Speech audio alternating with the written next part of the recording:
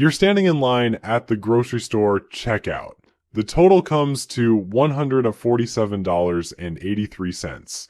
You hand over your card, and as you're walking out, you realize you forgot to use the store's loyalty program. You just missed out on saving $2.14. And for the next 20 minutes, driving home, unloading groceries, putting things away, that $2.14 eats at you, you feel like you failed. Meanwhile, sitting in your driveway is a car with a $680 monthly payment that you honestly can't afford, parked in front of a house that stretches your budget so thin you're one emergency away from panic. But you're upset about the $2. This is the cheap mentality in action, and it's bankrupting you in ways you don't even realize. And what I'm about to show you isn't another lecture about cutting expenses or skipping overpriced coffee. This is about the psychological trap that keeps people broke even when they think they're being financially responsible. Because here's the truth most won't tell you. Being cheap is an emotional reaction rooted in fear. Being wealthy is a strategic calculation of value. Until you understand the difference and make the switch, you'll stay stuck no matter how hard you pinch pennies.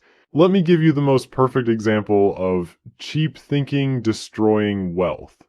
You're driving around town and you see two gas stations. One is selling regular unleaded for $3.89 a gallon.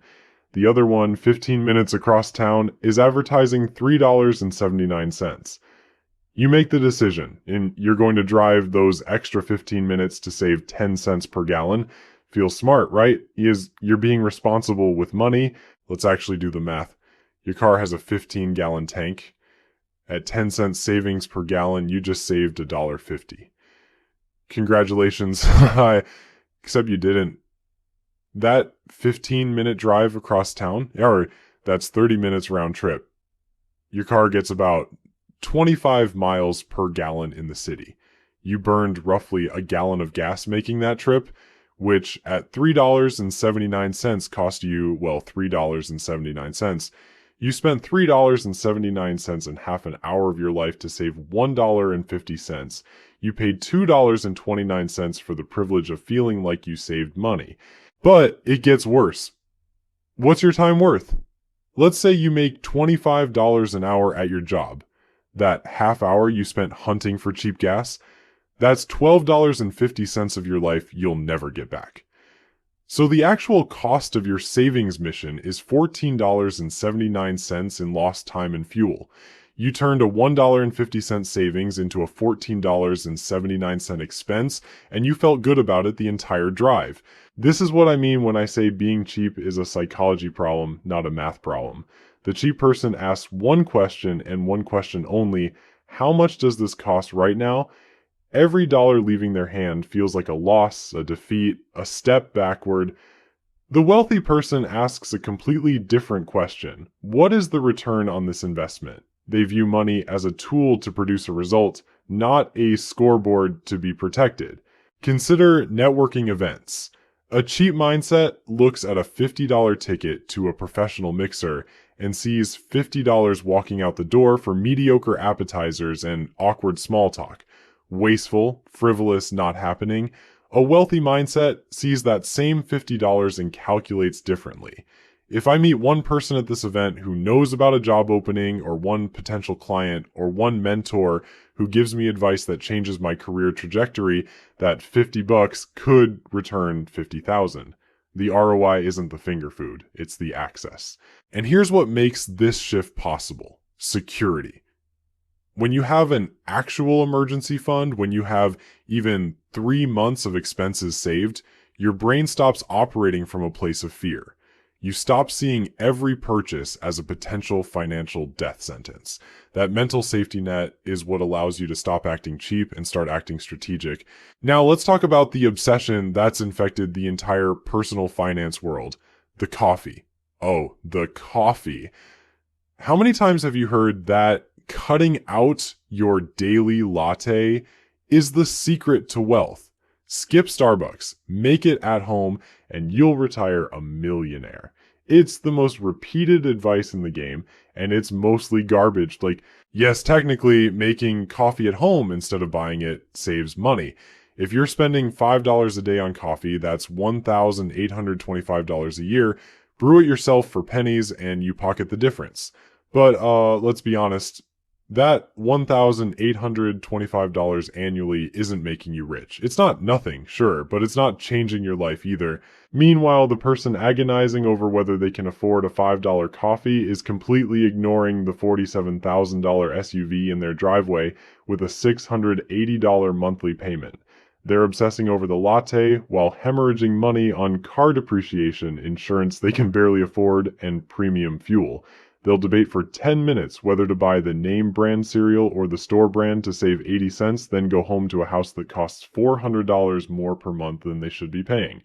This is the cheap trap. Sweating the small stuff while ignoring the massive financial leaks. You're bailing water out of the boat with a teaspoon while there's a gaping hole in the hull. And there's another cost nobody talks about: decision fatigue. Every single time you stand in a store aisle calculating per ounce pricing on pasta sauce, every time you drive across town comparing gas prices, every time you agonize over whether the generic trash bags are good enough, you are burning mental energy. Your brain has limited bandwidth. It's got a finite amount of RAM available each day for decisions. When you waste that processing power on whether to save 30 cents on paper towels, you have nothing left for the decisions that actually matter. Should you negotiate your salary? Your brain's too tired.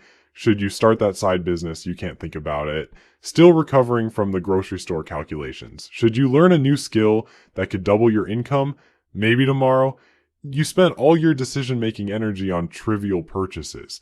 Here's a rule that will change your financial life. If a purchase is under $20 and you have savings in the bank, buy the one you want and move on.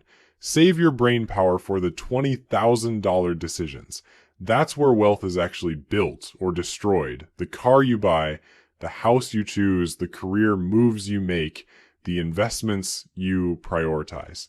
But we need to go deeper, because there's a reason cheap thinking feels smart, even when it's costing you everything. And that reason has a name: the scarcity mindset. This is the invisible prison that keeps people cheap, even when it's costing them a fortune. Scarcity mindset is the deep-seated belief that there will never be enough. Not enough money, not enough opportunities, not enough time. When you operate from scarcity, every dollar spent feels like a permanent loss. You're not buying a pair of shoes, you're losing $80 forever. You're not investing in a skill, you're throwing away money you might need for an emergency. This fear-based thinking creates a self-fulfilling prophecy. And look, I get it. Maybe you grew up watching your parents fight over money. Maybe you graduated into a recession. Your brain learned to hoard resources to survive. That behavior kept you safe back then, but it's keeping you stuck now. You're so terrified of running out of money that you make decisions that guarantee you'll stay broke. You refuse to spend $1,000 on a professional certification that could increase your salary by $15,000 a year, because what if something bad happens and you need that $1,000? Meanwhile, someone with an abundance mindset sees that same $1,000 as seed money. They plant it knowing it'll grow into something bigger. They're not reckless, they're strategic. They understand that calculated risk beats guaranteed stagnation every single time. The language you use reveals which mindset you're operating from. Cheap people say, "I can't afford that." It's a declaration of powerlessness. You're a victim of circumstances. Wealthy people say, "I'm choosing not to spend on that right now because I'm prioritizing something else." Same decision, completely different psychology. One is scarcity. One is empowerment.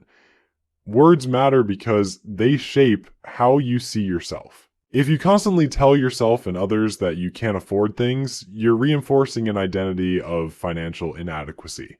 You're programming yourself to stay small. But there's another layer to this that most people completely miss. Now let's talk about the most expensive form of being cheap: refusing to invest in yourself. This is where the damage becomes irreversible. A cheap person won't spend $500 on an online course that teaches a high-income skill because that's too much money for information. So they stay stuck in a job they hate, making $45,000 a year, convincing themselves they're being financially responsible. Meanwhile, someone else takes that same course, learns the skill, and within a year they're freelancing for $80 an hour. The cheap person saved $500, the strategic person earned an additional $30,000. 5 years later, the gap is catastrophic.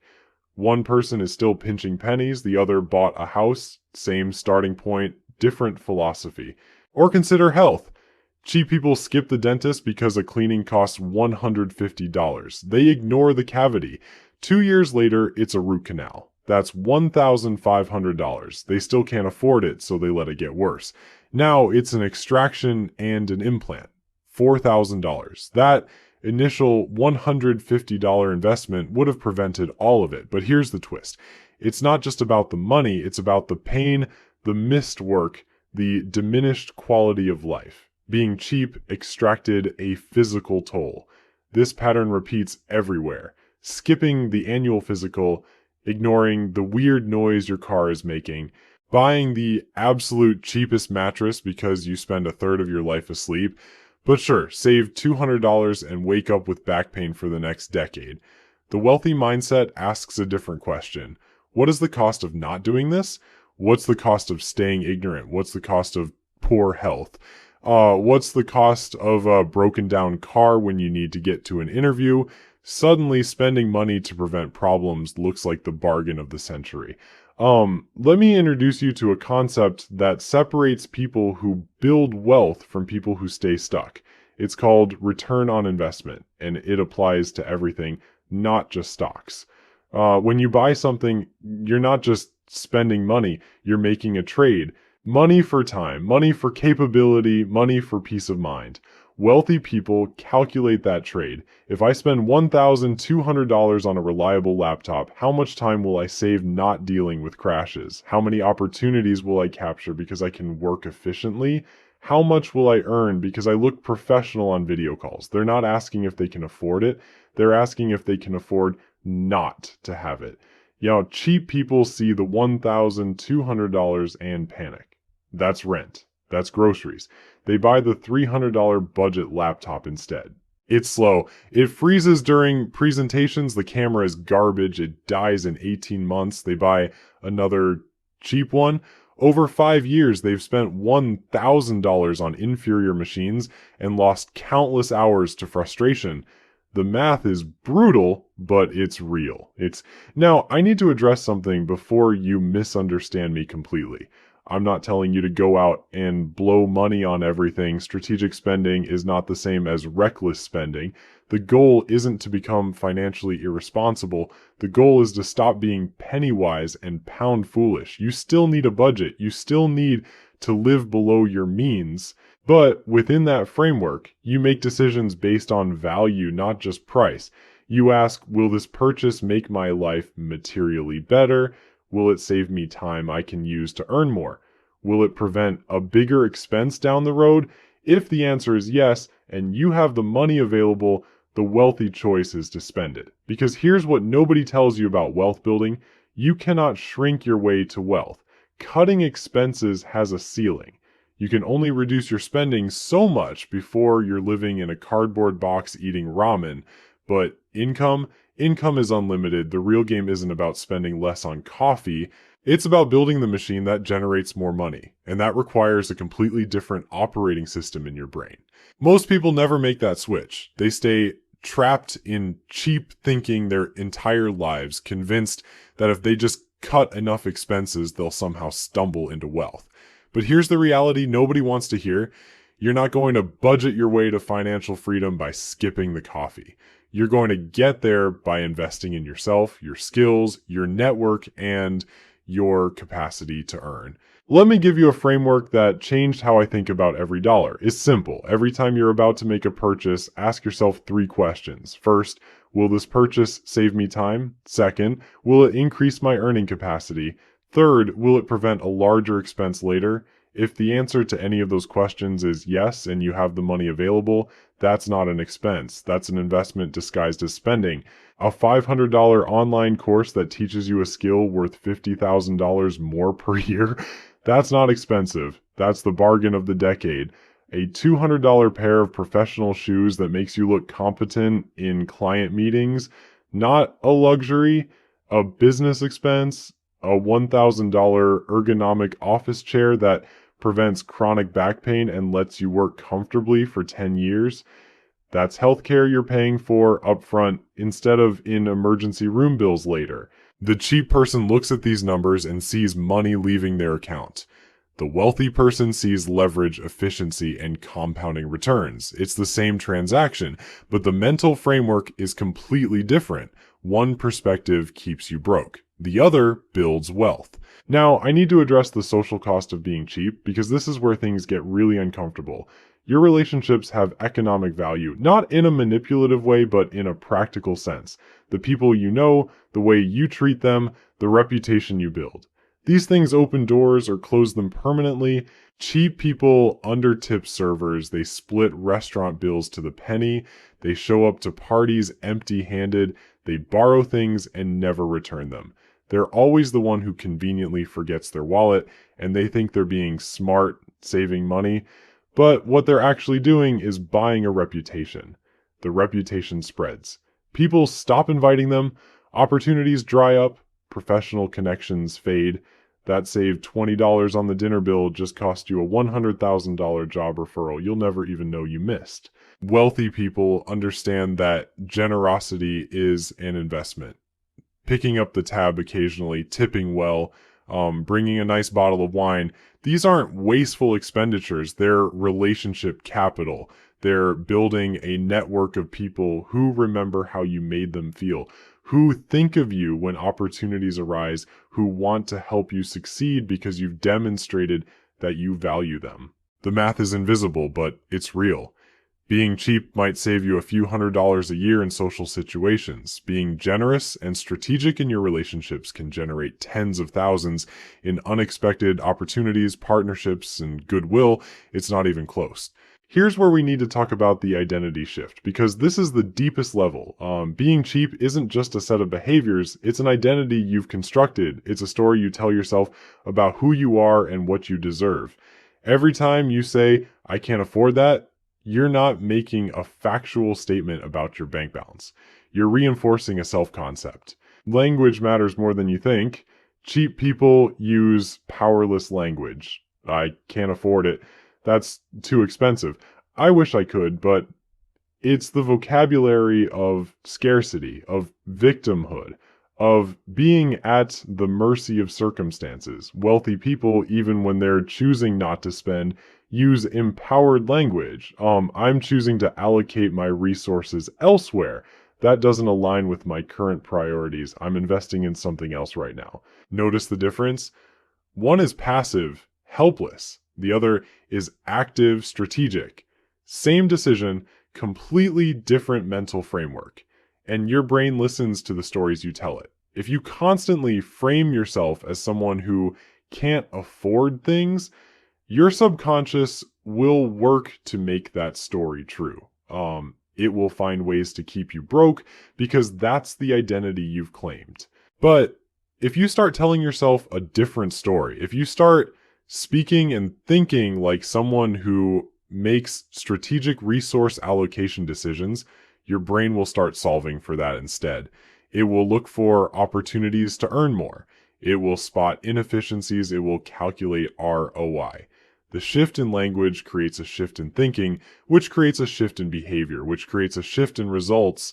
So here's your homework. Audit your spending for the last 3 months. Not to shame yourself, but to find the pattern. Where are you being cheap in ways that cost you more long-term?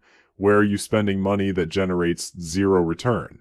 Where are you bleeding cash on big structural things while obsessing over small things? Then make one change, just one. Stop agonizing over purchases under $20 if you have savings. Buy the thing you actually want and redirect that mental energy toward figuring out how to make an extra $1,000 this month. That one shift will do more for your wealth than a decade of coupon clipping. You cannot shrink your way to wealth. You can only grow your way there. Stop focusing on the $5 leaving your pocket and start focusing on the thousands that could be entering it. That's the difference between cheap and wealthy. One is playing defense with pennies, the other is playing offense with strategy.